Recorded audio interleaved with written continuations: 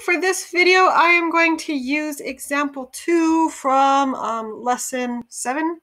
So I can show you how to use the graphing calculator to solve matrices. So let me hide that. If you followed my Desmos one, we went through this one and we put all the missing pieces. I'm going to do the same for this one. So if you already watched it, you could fast forward through this. If not, we're going to put placeholders for the missing variables that we need to define. So I have not this guy. I have x plus 2 plus y plus 2z equals 13. So this one is perfectly fine. There's no changes we have to make. This second one has a missing x variable. And the only way we could get rid of that x variable is if that x variable is multiplied by 0. So I'm going to put the placeholder of 0x in there. 2y plus z equals 5.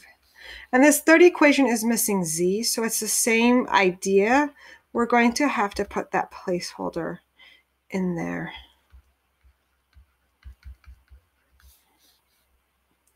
So now I have enough information to make my matrix.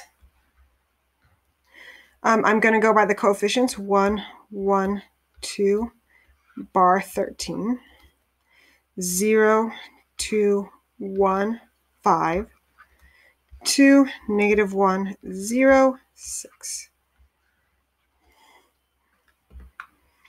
All right, so now I'm going to move over to my calculator. I'm going to clear this guy out so that you can see my steps. I'm going to clear my screen. Let me clear this again so you don't get that screen clear.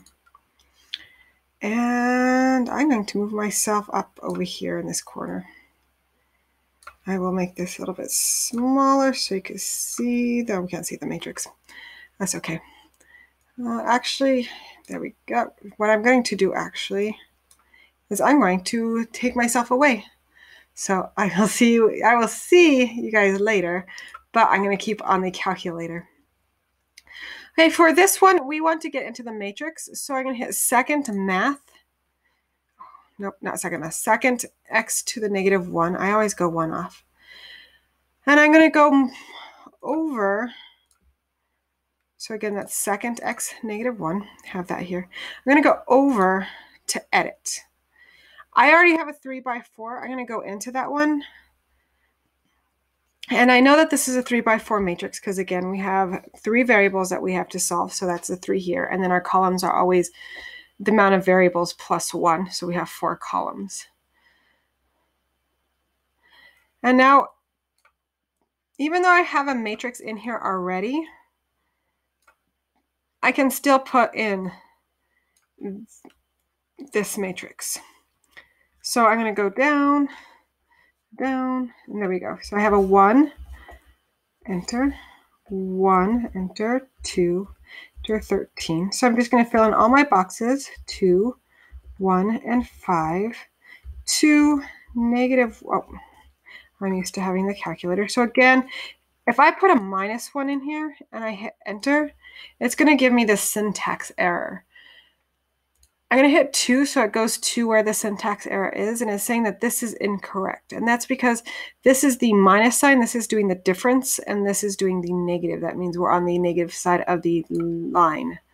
So -1 and 0 and 6. All right, so now I have my matrix all set up. Matrix A is a 3 by 4, and all my values are inputted in. I'm going to get out of this matrix by hitting second, quit. And then I'm going to go and I'm going to calculate this matrix. And anything to do with matrix is always underneath this tab. So I'm going to hit second, x to the negative 1, and I'm going to go to math. And I believe it's 11 clicks down to the RREF. I'm going to hit enter on that RREF, and then now I'm going to go select the matrix I'm using. So it's going to be second matrix, and I'm going to select that first matrix. Then I'm going to hit enter, and again, they give me my values.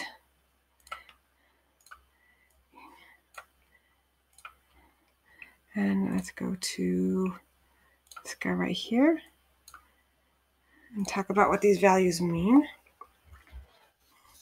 So this is your x, your y, your z, and your constant. So in this case, this is x equals 3.